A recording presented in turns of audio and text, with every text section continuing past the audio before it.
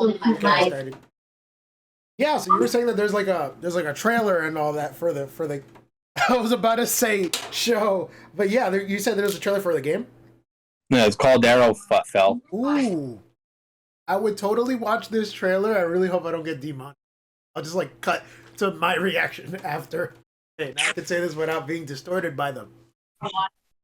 Just saw the trailer for Arrowfell, and I have to ask, when it comes to the music in particular, I feel like it always gave off that quality that it sounds like its own fan cover. I don't mean that to say it in a bad way, but I'm pretty sure like the person who's saying this is like, very talented and all that. But I always got the feeling that something about like the singing just feels like they're trying to translate a song that never came out, that we've never heard of, in their own language, and it feels like they're doing a similar job of that by singing these songs. Does that make sense? I feel like they're trying to sing a translated version of a song that was written in a different language. There we go. So it's like those like cover songs. That's what you mean? Yeah, like this person who's singing. Not to say that it's a bad thing, but it just sounds like I feel like they gave her the song literally like 2 minutes before she had to actually sing it. Like she just kind of like she gave it like her first sing through, if that makes sense. Yeah, I mean, literally, if I can be to be quite fair, I never paid attention to the music in Ruby. Yeah, because like I have a passing interest in voice work. I've wanted to dabble in that for a while. So like I pay attention to like minute details and shit like that. Like when it comes to that sort of thing. Like I'm sure that it was a good song when she like initially like wrote it down on paper. She was thinking like, yeah, I'm spitting. This is fire. Then it came time to like sing it. And she was like, yeah, this is the first time I'm singing this song, so I'm not exactly gonna get the cadence right. Yeah, I'll just say what I said in another server just now.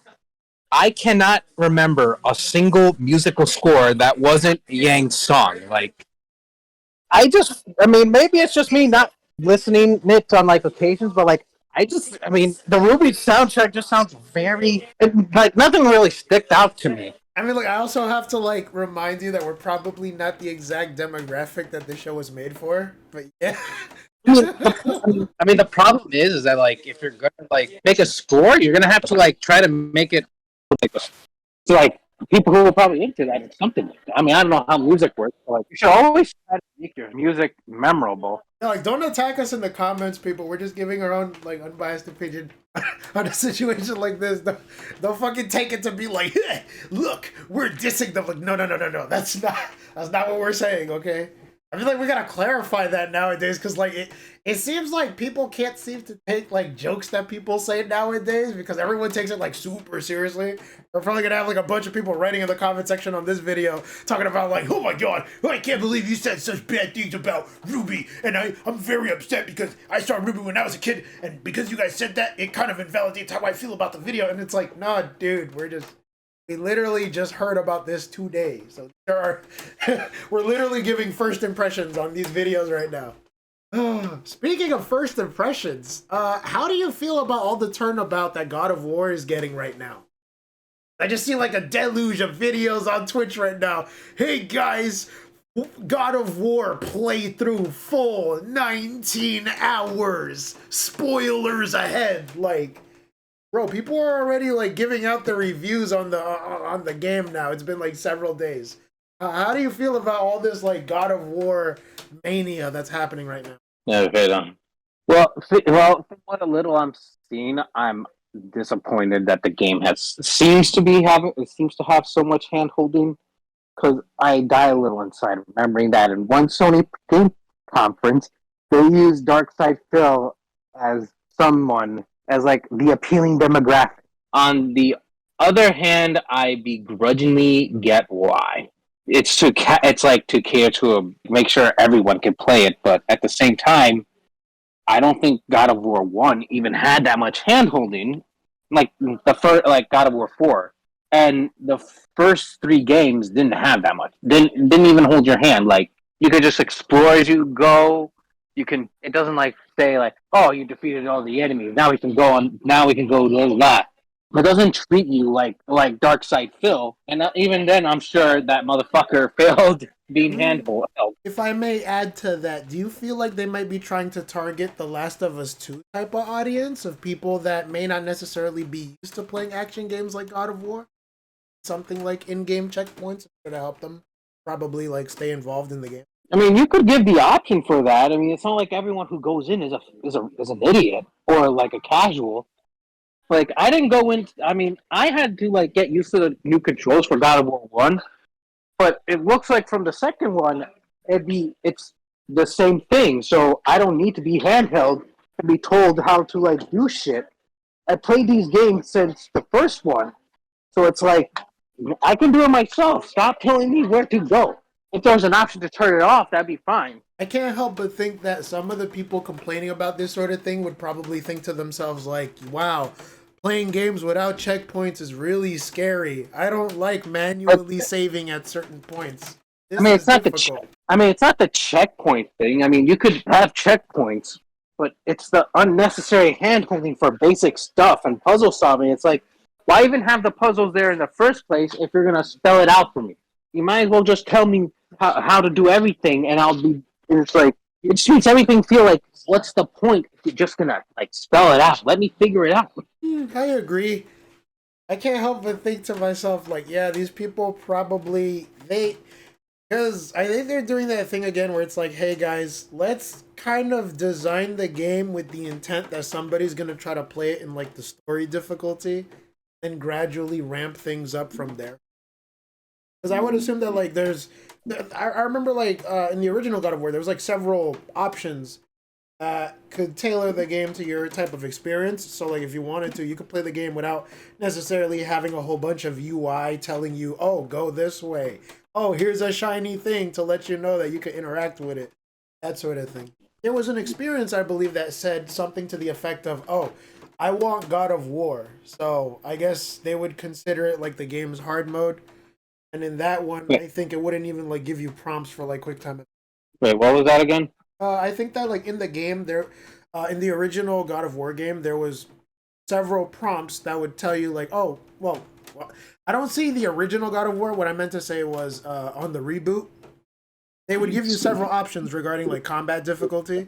I think one of the options was like, give me God of War, which would like turn off like certain prompts or quick time events and stuff like that. So instead of like knowing which button you had to press, it's kind of like context sensitive. It would like tell you what button to press in regular difficulties, but like in the God of War difficulty, it would just like expect you to know which button to press without telling you anything. That sort of thing. That's different. That's a difficulty option. But like from what I've seen, they pretty much spelt it out for you. If they didn't tell you and you just had to figure it out, that'd be fine. Like, if the player wants to be challenged, let them be challenged.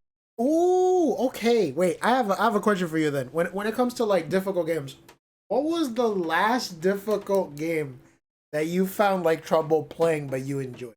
What was that?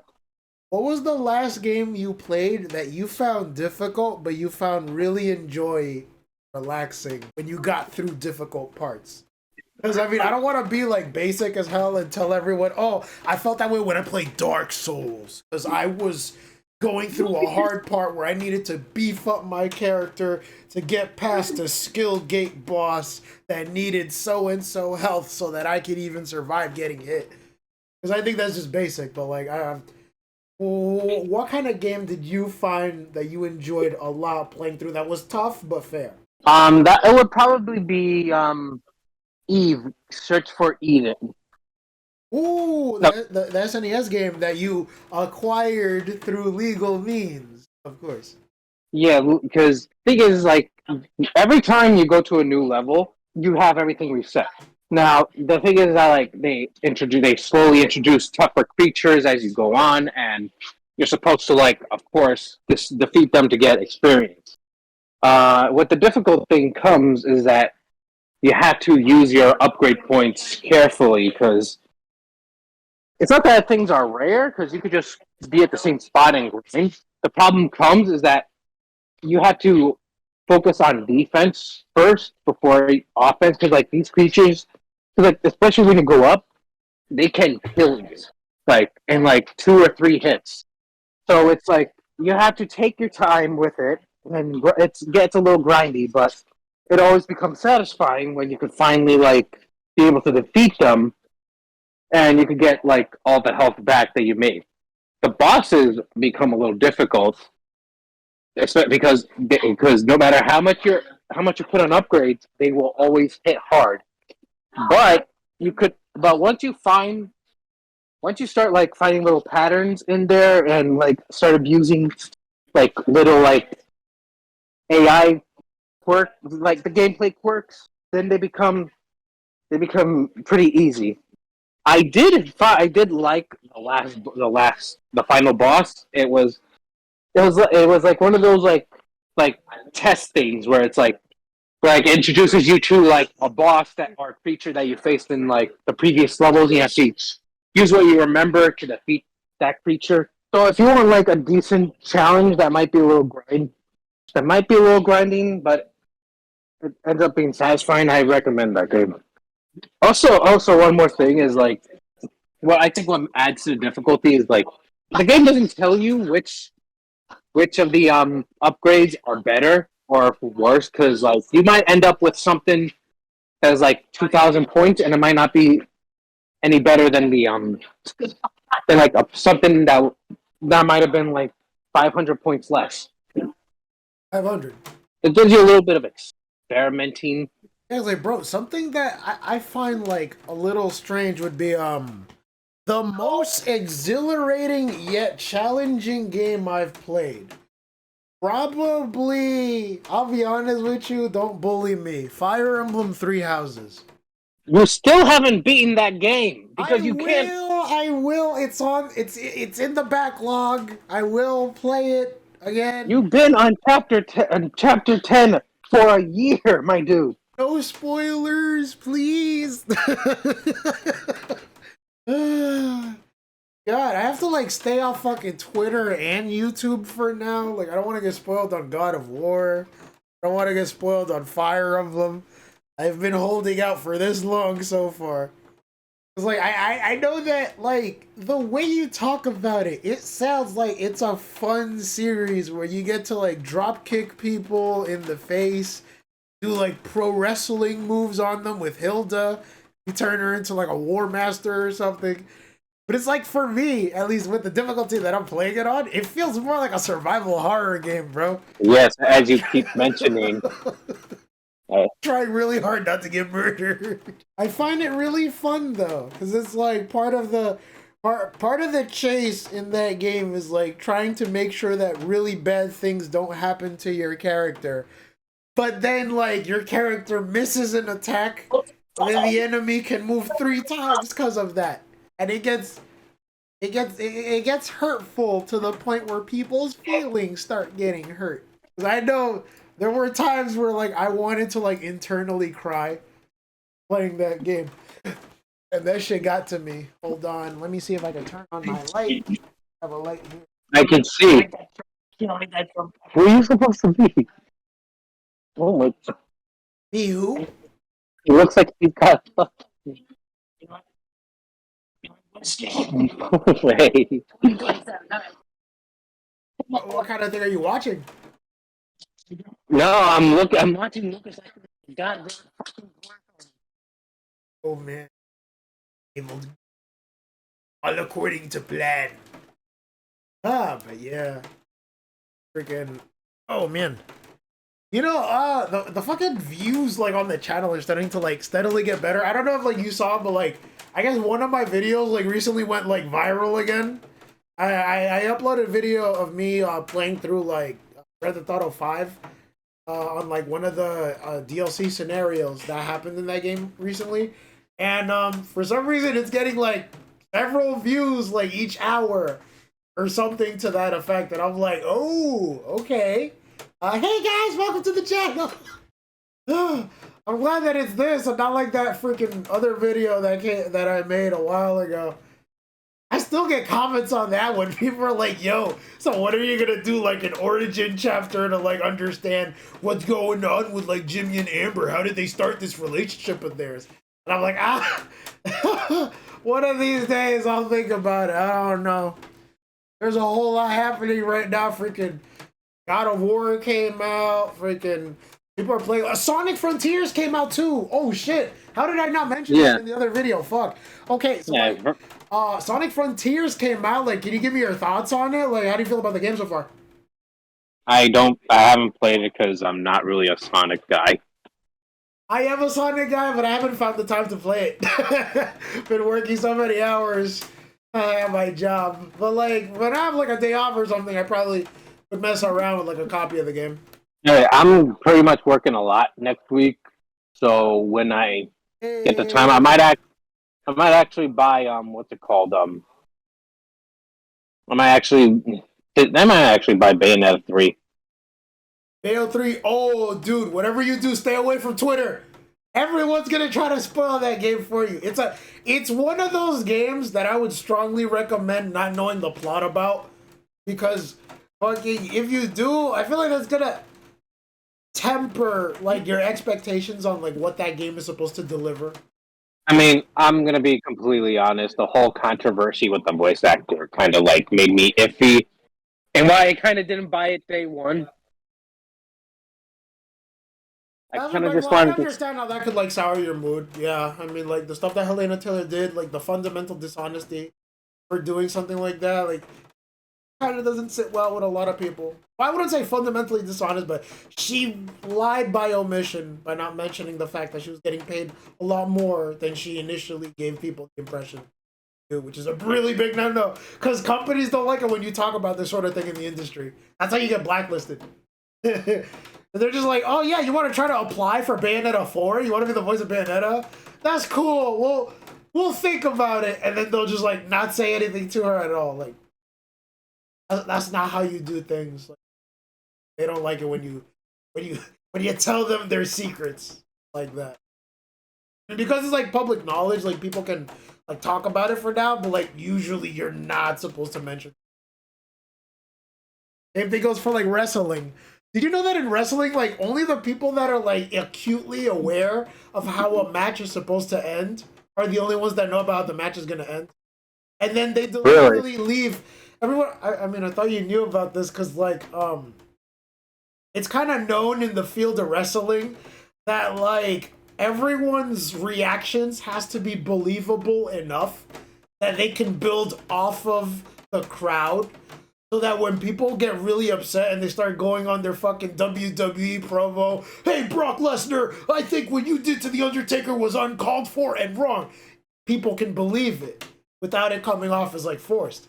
Which is why, like, sometimes, like, even though they're all, like, sort of kind of maybe in on what's gonna happen, they know more or less the gist of it. They don't know all the circumstances behind it, though. Which is why, like, even though they're all playing the role of these wrestlers that quote-unquote live in this real world that's, like, completely separate from how the crowds and the fans interpret it, they have to play off of, like, the stuff that's happening in the field, because, in a sense, they also have to be actors and believable acting. So they have to put up, like, performances that we can think, like, oh, yeah, that guy is definitely upset that so-and-so won this match, therefore, this is gonna happen, type thing. I think even, like, Sean would talk about it. If you remember seeing all the, what do you call it, Botchamania? Matthew? The legend Matthew. This guy would, like, categorically, like, I'm repeating myself. He would kind of like shine a spotlight on some of the errors that they would make sometimes when they're doing all these performances and whatnot.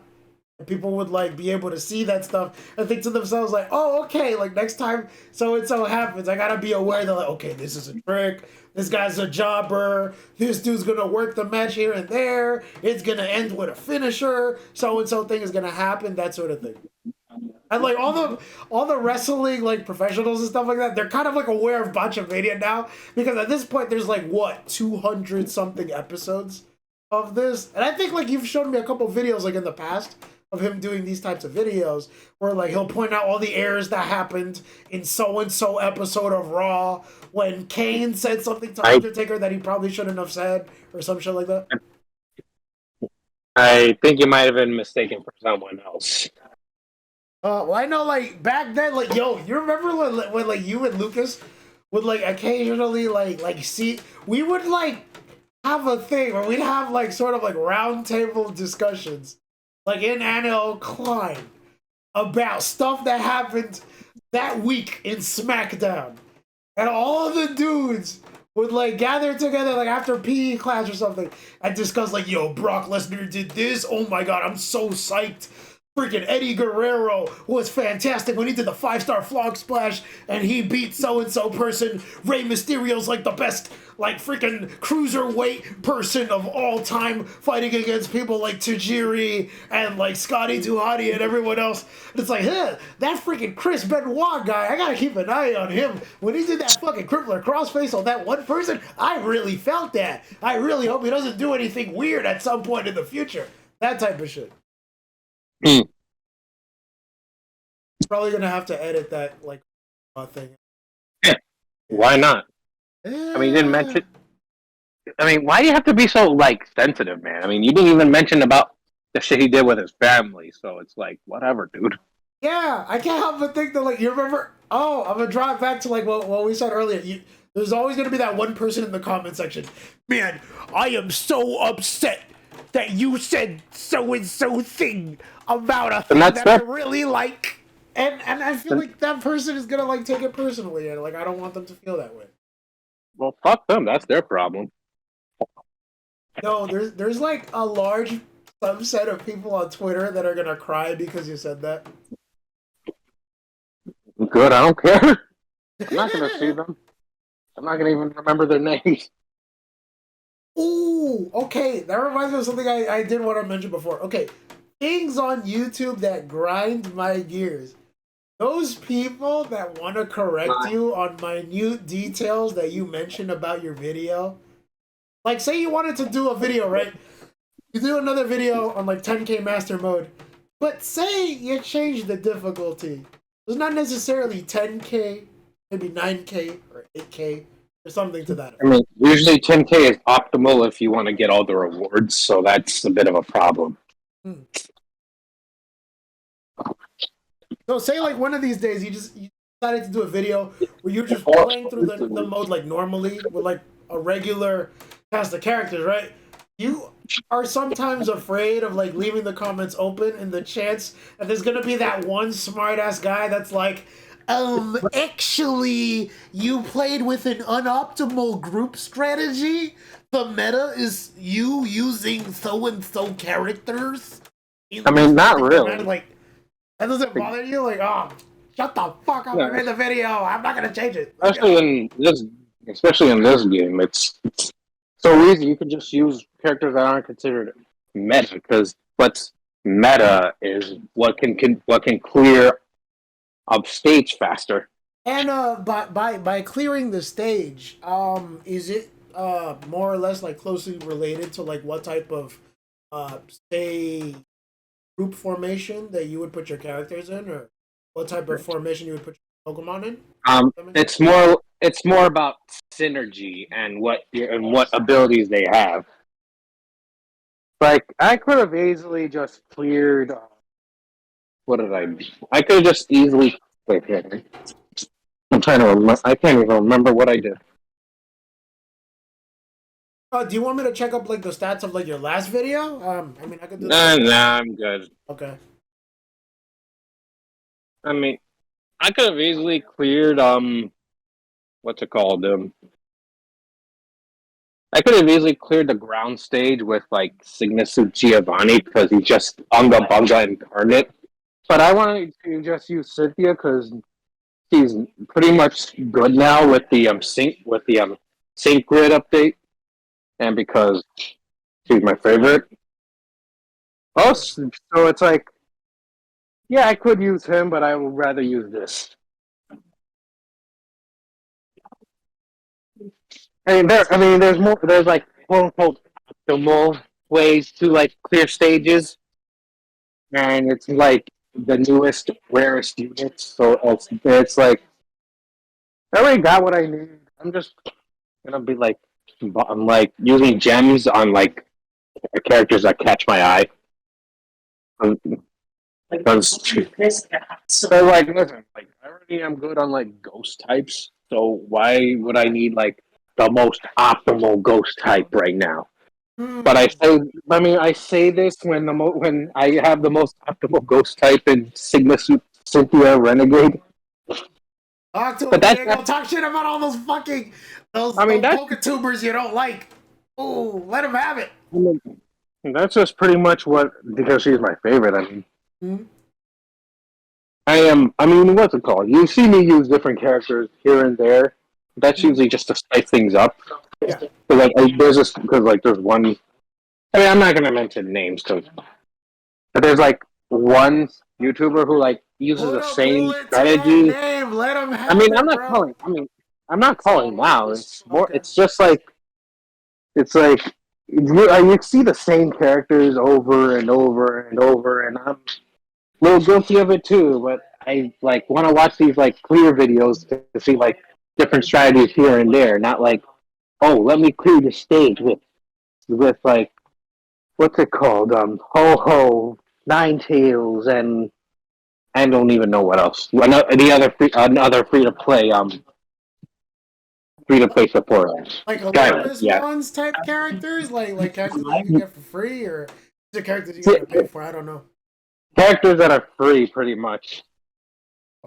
I mean, they have made like Olympus Mons free. I mean, Ho Ho, Xerneas, Qrem, Rayquaza, all of them are free.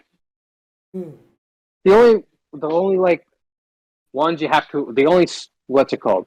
I mean, they have made some Olympus Mons pullable, but like those are like alts. Like Sigma Suit Morty has a shiny Ho Ho.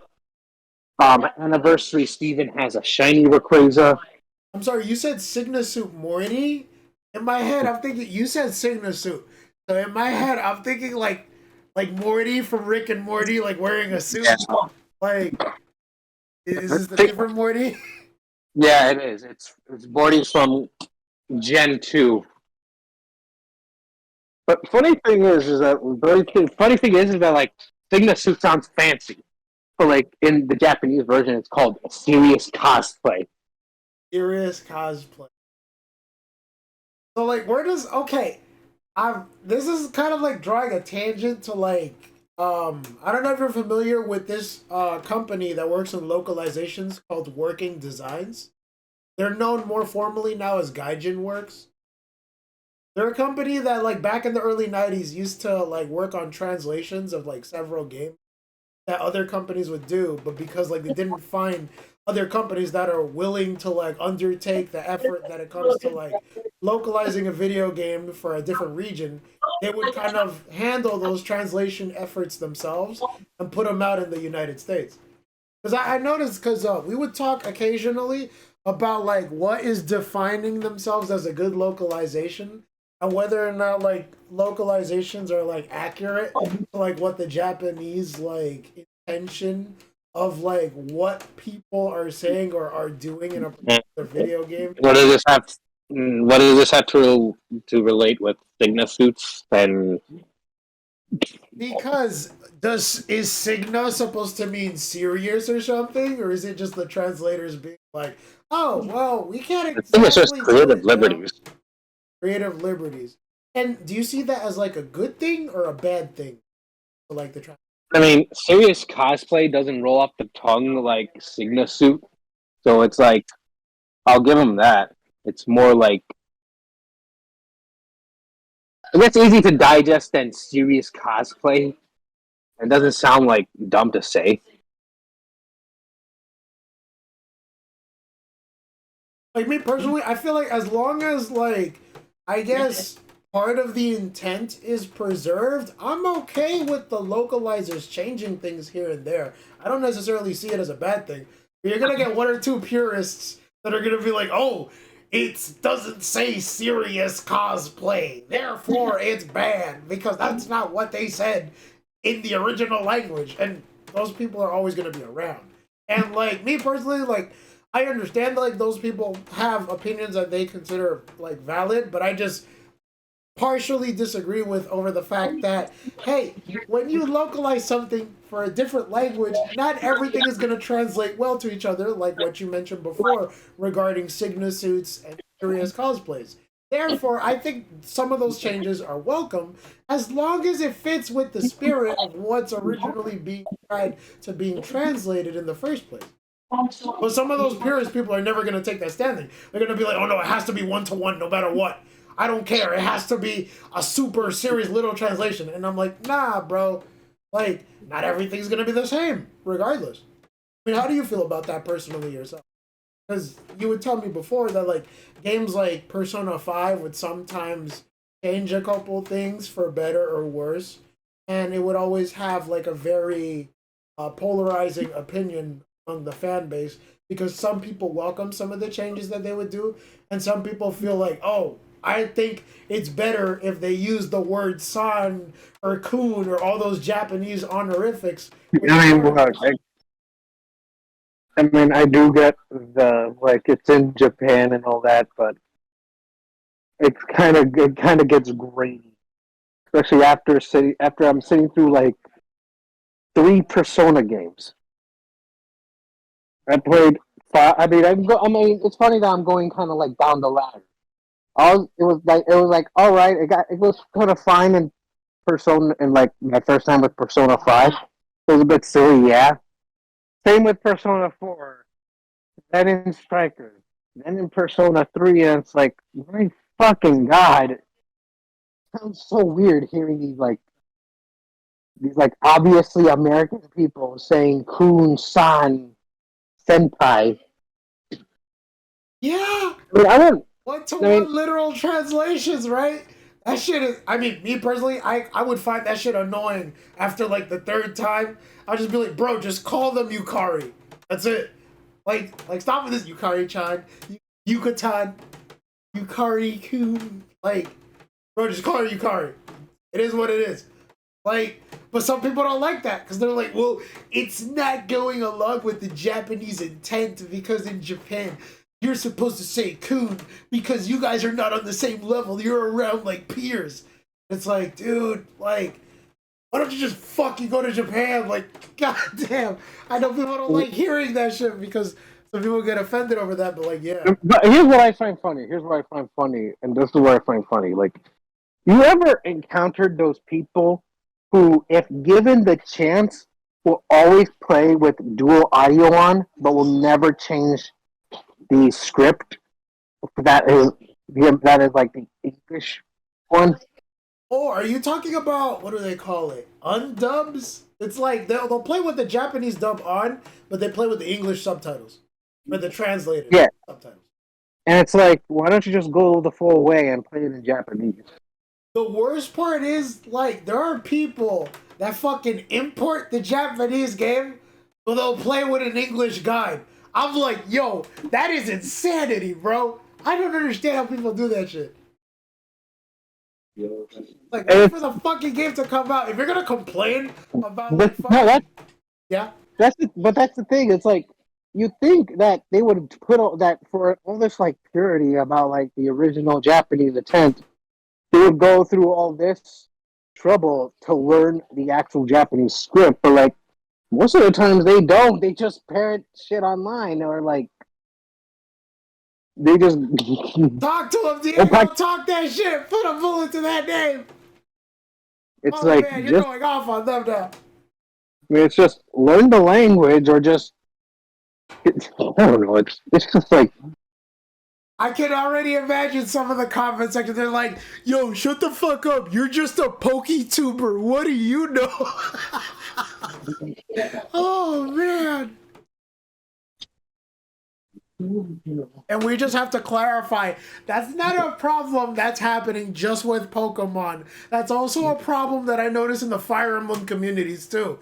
Because there's people that think, like, Fates is a fucking problem. They should have retranslated that game. It's like, bro... Just buy the Japanese version. But here's the thing. Here's the thing, though, that I feel like was also a result for the English for like the pure translation the pure like English translation that I think got cut is that like it's like they realized that despite grabbing the original script and translating it, the story was still shit.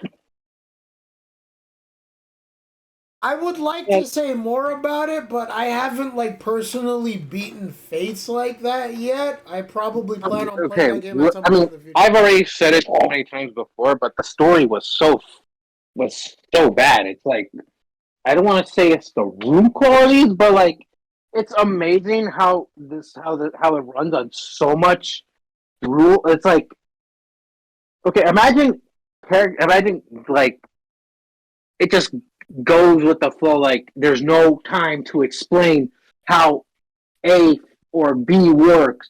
We have to have A defeat Z, but we don't. But you never learn what Z is. Oh, that's the worst. I'm gonna But make an offhand reference to a character that people don't know nothing about. Whose offhanded character? Oh, you'll know in the side story. What? What side story? but that's the thing. But also that's the thing. But imagine the side story never happens. They just offhandedly mention like, oh, this thing happened one time, and this is why things are. Like you like it seems like it would be leading up to something, but no. The only time we ever got that was how like characters Selena, um, Laszlo, and Odin got into where they were, but in the grand context of things, you learn that them being there was ultimately for nothing. So it didn't fucking matter Oh, because they ended up doing nothing. oh no. Uh, Because look, those three were supposed to were taken from Fire Emblem Awakening and put into Fates because the dragon that was in there tasked them to like Corrin. Now, I mean that's all. I mean, for what's it called? That's all that the DLC was for, just to explain why these three characters who were popular in Fire Emblem Awakening are in this story right now. Like when you really, really, I mean, I'm just putting this I'm just saying this because it tells you a lot about Fate's story. Okay, so like their real names are are Severa, Inigo, and Owen. spoilers? No, I'm just kidding. Go ahead. Yeah, so they were some of the most popular characters in Fire Emblem Awakening, and they legit just brought them back here because of their popularity. They had this whole thing to explain why they were in there. And when you look at the grand scheme of the story, their presence there meant nothing because they didn't do shit. So it's like you could have had their roles replaced with three completely new characters and it would have not mattered at all. We're here It, because like Nintendo told us to be here. pretty much. They're like I mean, I get when people say oh, I don't like this thing because it tries to pander to my nostalgia. But this is what it really is, pretty much. Well, I mean, if you want to talk about pandering to nostalgia, I mean, do you want to have the conversation about Black Panther too? Before we even get to that, let me just say I did not see the movie, so. But I'm back to what I was saying. Like, Okay. We can probably like shelve that for like another day because like I haven't seen the movie personally either, so I feel like the conversation would be a little dishonest if we were to just like fire off our hot take. I mean, look, I'll just give my like non-impressions. I guess I can say it's like I don't know if I'm gonna see it because I did not like the first movie, so I am not sure if I'm gonna like the second. Wait, you said you didn't like it? May I ask why? I don't mean to like be like pry or anything like. I mean, look, I just think the movie was kind of overhyped. The story was like all right at best. I didn't think it was this masterpiece people were painted as. Chadwick Boseman really did carry the film, along with like Michael B. Jordan. Like, honestly, those two were the best thing about the movie for me. Except, wait, there was that like tribal guy that like T'Challa that had problems with that I think Uh, pulled through in the end. I for I know who you're talking about, but the name Yeah, kind of slips me right now. He had a very yeah, particular accent. I'm okay. He had a very I, particular fake accent when it came to yeah, and then yeah, and like,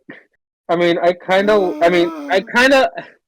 I kind of liked his father for the wrong reasons because like I did not see because like when I went into Black Panther, I did not see like Civil War, so I didn't know he had a fake guy. And like when I first saw him, it's kind of Uncle Ruckus. Oh and this, no!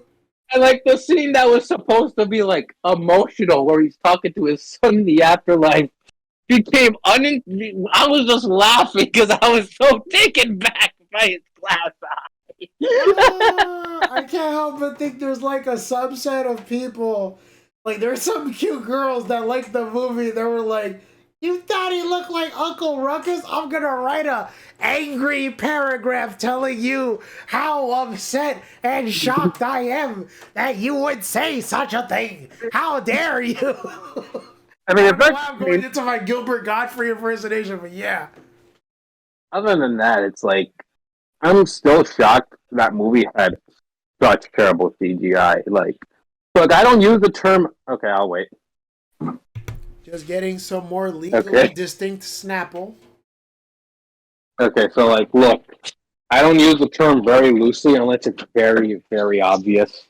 Because, people like to throw it out so much. It's like I look at some CGI people call bad, and it's like it's not that bad. It's Hmm.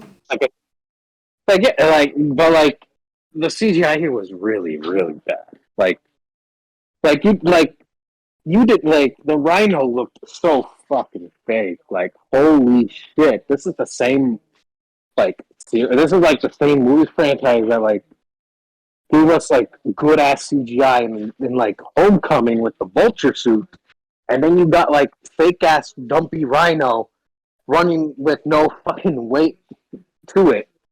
And that's I another thing that I feel like ruined that like kind of sucked me out was like when you see like Marvel especially in movie the final CG battle, stuff. Oh yeah.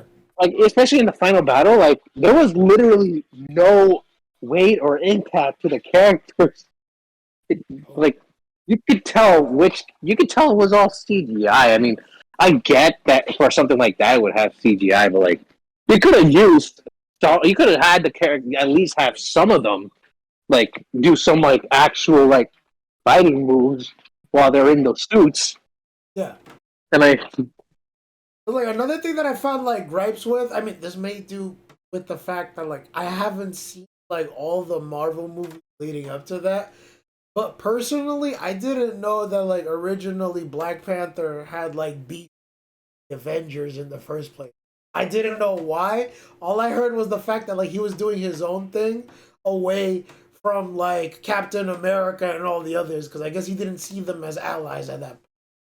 I yeah, don't know what had went on back then, but like that's all I heard originally. I think it was due to him like aligning himself with like Bucky or something, who was like who wanted like America dead or something. I don't know. I don't remember Civil War. I Revenge. don't even know if I saw it. Yeah, because like I think one of the things that happens in Civil War is the fact that like I guess his dad. Well, spoilers for people that haven't seen Civil War yet. Minor no, I can't say minor. It's kind I think his dad shows up in that movie. Something happens to him at that point in the movie. So like I guess Black Panther starts with the fact that like his dad had already like transitioned, let's say. And so the reason why he shows up periodically through Black Panther as a ghost or something is because of the events of Civil War. Not to put too far a point into it, but since we had already teased the idea, something happens in Civil War that leads to like T'Challa's dad like passing away. Yeah, I mean, I guess that's what happened. I mean, again, I did not know he had a glass eye. Mm-hmm. I mean, that's all I remember. Is that I did not realize he had a glass eye and was laughing my ass off when I first saw I mean, him. one thing I also noticed is that like if I don't know if you remember seeing the first Captain America movie, but one thing that does happen there is that Chris Hemsworth's character, not Chris Hemsworth, I forgot the Captain America's like character ends up meeting like T'Challa's dad, who was donning the mantle of Black Panther before him. At some point, they get into a fight, and fucking like T'Challa's dad beats him badly, and he thought to himself like, "Yeah, I probably shouldn't go back to Wakanda again." And he just sort of like left the area that he was in because I guess he was like trespassing. But like that happened, and like I think fucking like the character the character of like Captain America remarks on that when he meets him again, thinking to himself like, "Wait, is this like a revenge or something? Like, what's going on? It's been years since we last met." And then like T'Challa just kind of looks at him and he's like, "What are you talking about? The first time I've ever met you. I've never seen you before." And he's like, "Oh, okay." Oh my god. It's like something funny that they put in Civil War, but to most people who saw the movie that don't know about that, they wouldn't know. They wouldn't care about that. Right. Wait, what happened? Yeah, I mean, that's the thing about like extended universes. It's like it becomes less like movies and more like television. Yeah. So it's like a soap opera with like some of the episodes missing. I could have described the Marvel movies like that right now. It's like a soap opera with some missing episodes. It's yeah, like, and here and there. Oh, you gotta watch the movie. Sorry. Like, no. Then it's like, oh, you didn't see. It's like, what happened here? Oh, you gotta watch the TV show that's on Disney Plus. It's like, you gotta do all this shit. If you want, like, really know how important like Agents of S.H.I.E.L.D. and Parker were to like the entire Marvel canon. Because if you don't watch those shows on Netflix, you're not gonna know what the fuck is going on. Partially through like Eternals. Okay, but look. Like Multiverse of Madness specifically mentions events from WandaVision, and if you don't know what's happening in WandaVision, if you didn't know what happened in WandaVision, you're not gonna fucking understand what's happening in Multiverse of Madness. Oh! Spoilers for WandaVision. We gotta. No, these are not spoilers. These are warnings. If you want to understand what happens, you have to watch WandaVision. You gotta remember, like most of the people watching these movies are people that just want to bring their girl over, like watch the movie with them, and maybe do something else, like in the movie theater that I can't mention. I don't want to get demonetized, but like, yeah, bro, like these are just people that are just like bringing like their significant others to the movies, and they're just gonna watch it together and have a good time. That's about it. I mean, yeah, but like if anyone wants to actually take it seriously, which let's be real, it's Marvel. Yeah, it's like you gotta do all this crazy, like the wiki entries for the things on Wikipedia. It's like I gotta document all this for Wiki. Yeah, those are the real fucking heroes. Real keeping up with Thank you for your service. We're not dissing you guys, but like, yo, we love the stuff that you do. Please keep at it. I was gonna ask partially, like, how do you feel about the Wikia Corporation being bought by the sub company called Fandom? I don't know if you heard about that, but there was like a huge takeover of the Wikimedia Foundation recently. So now the sub company that used to be under them are the ones that are now buying them because they have enough money to buy the company outright. So now Wikimedia is being bought, is being owned by the Fandom Corporation. And they're the reason why you go on like some of these other websites like Cerebi or something or other, they're going to say, oh, it's owned by Fandom. So What? Wait, I'm kind of lost. What does that mean? Fandom is a platform that Yeah, I know what creates- fandom is, Yeah. but like, because they recently bought the Wikimedia Corporation.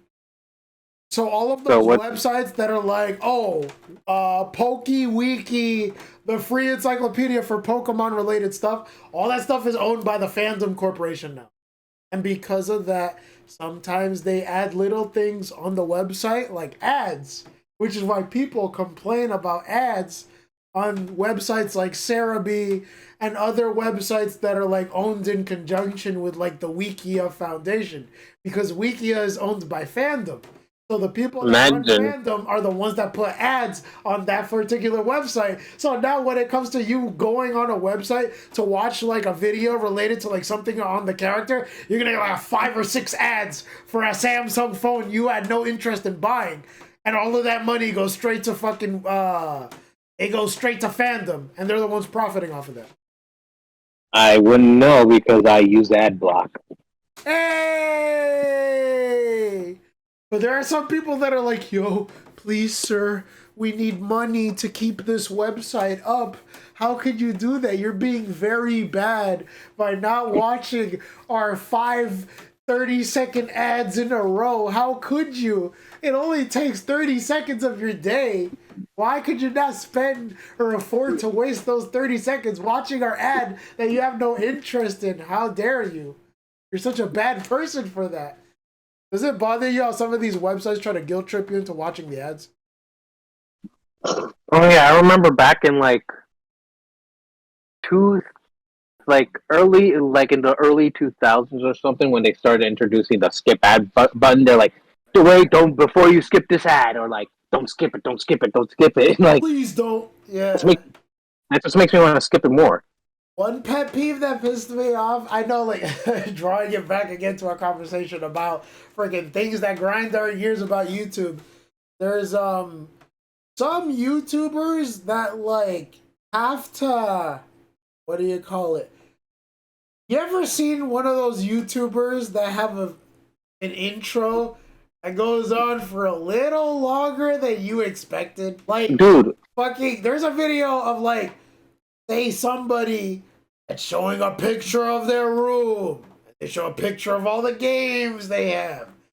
They show like a fucking panning shot of their PNG YouTube digital avatar of the character before they go on and explain in a 5-minute video on why you should buy Pokemon Violet instead of Scarlet. But part of the video is spent on the fact that they have like a 2-minute intro that does nothing to explain why they should buy Pokemon Violet. Like, bro, what are we doing here? Like, I don't know. I feel like they're trying to game the system. okay, look, there's a ad. There's like, I had those out ad. a whole bunch of PokeTubers right now. I just had like that before, and like the longest one was like a freaking hour because it was a podcast. Like, how is this an ad? Wait, somebody did like an intro that lasted for an hour? What the fuck? That's No, wild. a podcast. Oh, No, the whole okay. I'm the gonna whole- say like the somebody whole played podcast as an ad, Led Zeppelin for an hour. Oh shit! and it's like two. It's like you watch your video, you're like waiting for the ad to go away because you're too lazy to press the skip button, and it goes on for like a minute, and then you realize the video is like 45 minutes. Wait, like It's the just ad or one the ad out video? of 2 Oh, ads. yeah, that's wild. I can't agree with that because, like, you know, every second that you watch that video, money goes to them. Like, it's like cents or something like that. But there are some people that like keep the video. If you keep the video for like a minute, they end up getting like $30 or something, depending on how big they are. Y'all know, this is, ads like that are begging on the people who like probably fall asleep with the TV on, and that's like very, very sneaky. Well, I mean, if you want to go there and bring it to like a certain area, I remember back when the Black Lives Matter protest started going around, there was a guy that did a video that said that like, oh, he was gonna donate a large portion of the proceeds to certain organizations that were part of Black Lives Matter. But then what they didn't tell us was that they would take some of that money and kind of invest it in themselves. And the person that was supposed to use the money to donate it to charities that would like give that particular aid to people that were disenfranchised were actually buying mansions and expensive cars with the money that was generated through YouTube ads. But I don't know if you want to talk about that because I know that it would like. I mean, that definitely sounds. The video in a certain way, but like, hey, that happened. I mean, most like goodwill charities end up being like that, where it's like, hey, we're gonna make donations, but we're not gonna tell you we took some of the money. Well, that's the thing. They're never gonna tell us because a lot of people, unfortunately, are opportunists when it comes to like a situation.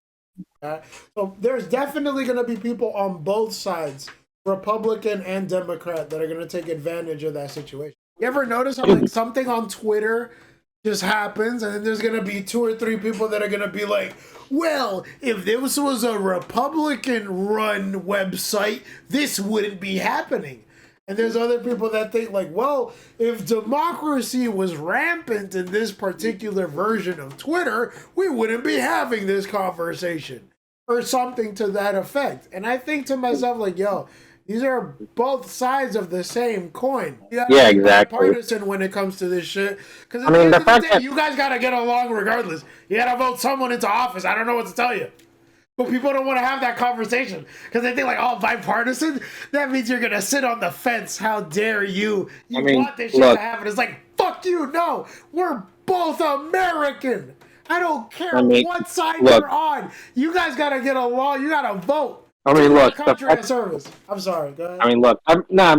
Look. The fact that we can even have this conversation, That means that I don't think free speech is gonna be dead anytime soon. Like, you can still talk. You can still like talk shit and like say you're gonna want to like beat the shit out of the president and like at worst if like as long as you don't say I'm gonna be shooting up the president, people are not gonna like like. I'm sorry if I can like interrupt for a second. I don't like the idea that like some people think like, oh, all Republicans are bad, or some people think all Democrats are bad. Because at the end of the day, like, bro, both of the chiefs of like Republican and Democrat, they get together and have lunch together, bro.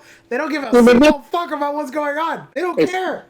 They have golf. They golf with each other. I said this before with my other friends, but this is all working as a tender because when you pretty much drill into their heads that these people are the enemy and they don't deserve anything less but death, it becomes easy to like say these things because in their minds they pretty much demonize these people as the enemy and the enemy cannot be reasoned with. And it's pretty scary how people like think this way, which because like then who are they gonna? Because like lynch. Because like if you're trusting people who are like think the same way, like it doesn't like evolve conversation or anything. It's just like still the same shit. And then if like one of these people like goes out of line, then they are the enemy. Yeah. So it's like one Democrat's probably gonna. So like if you're in a Democrat thing, it's like, hey guys, maybe we shouldn't call all Republicans bad. Then that's it. They're gone. Another side is like, oh, maybe not all liberals are bad. Your ass is gone. But it's all intended because like divide and conquer, I guess. Because like if I could like draw this to like a certain thing that like you mentioned before, I remember you would tell me about your experiences going on a website like WikiLeaks, and I know that particular website back then had like a very not WikiLeaks, Kiwi Farms. Yeah, I think it was called. Yeah, you were saying earlier? I mean, most of them are like from like 4chan rejects or like people who unironically are probably racist. I mean, I usually just go there to keep up with like my favorite locals, but like now they're like on court. You were a very favorable Christorian. We would talk occasionally about the famous. What was her name? Christine Weston. I mean, I only kept up with Christian. I mean, I wasn't actively engaging with them. I didn't even have an account. Yeah, but like, I understood that like occasionally, like I guess people found it like super trendy to like misgender her. And like every once in a while, I understand. Dude, I keep telling you this. Like, there's no reason to believe that he actually transitioned because he has said in the past before he'd rather like be trans than actually be gay. And further, like things like here and there when you really look into it. I mean, I don't have them on me because their arms and the is like on some like Ori browser shit. Is that it's obvious that he's just using it to be around women because like that motherfucker is like thirsty as fuck. I mean, I don't even know if he is thirsty anymore because like with all the shit that he's been giving himself to become a woman, has probably destroyed his like what is it called? I mean, she's in prison right now. Like, I don't see how this is gonna affect her because she probably doesn't even know what's going on with like her and her idea of like how people see her in this. Oh, he sees himself as Jesus Christ. Let's just say that through like prison letters, and they're probably very aware about what's going on. They probably went down the line for further delusions to like pretend this is not happening. I mean, like, regardless of what's happening to her, I'm not gonna misgender her because I feel like personally, like, misgendering a trans person is a problem. I don't. But that's the problem. That's the problem. They didn't actually transition. They just did some stupid shit like soy sauce, binary beats, and tried to like slice open their like cooch. Just ooh, that sounds painful. Why would she do something like that? Like, because she had if I remember, she had an open infection there, and he thought it was a vagina growing, and like getting pissed that it wasn't growing faster. Like he decided to like cut it open. Mind you, there's doctors for that. She could have gone to a doctor. What the fuck? But that's expensive though. Not trying to like throw shade at anything. No. Listen. This motherfucker spends thousands of dollars a day on like useless shit like Lego. Wait, they call it the tugboat, right? I think the tugboat. Daniels, the Chris head researcher of everything Chris Chan related. The tugboat. Yeah. So it's like if he actually had any sense of money, he could have just saved it all to actually have it happen. But because that would mean he wouldn't spend it on stuff like Legos and fucking they decided to get a fucking kitchen knife and slice it open. Now, mind you, like Christian regularly shits themselves and has a very irregular bathing pattern. So combined with all that shit could have seriously gotten infected and actually killed them. Luckily, they were convinced not to, but that gives you a really good idea about their mindset when it comes to like to this. Well, can I say something real quick? I know it's probably like not related to what you were saying about her, but like thank you for using they them pronouns to refer to her at least. Because I know you don't like to use the word she when it comes to her. I really don't. Okay. Now with that out of the way, they fucking tried to use soy sauce because they actually because you know how you would do that like okay, but have you ever? That sounds like it hurts.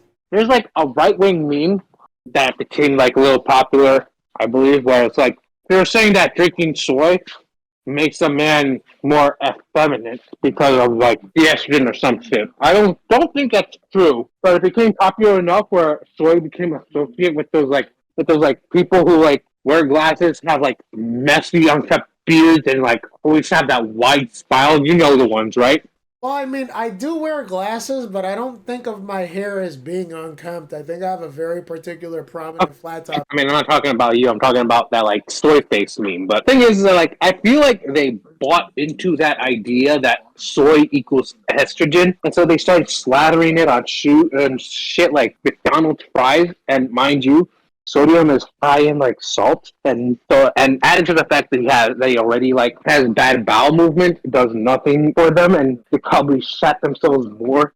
Speaking of shitting themselves, I gotta be right back because I gotta use the restroom before I take a shit. Okay. Some people would ask me, why exactly do you pee loudly? I would tell them I pee in the middle to assert dominance. I'm just gonna save like what we recorded so far. Yo, this is fucking key. Oh my god.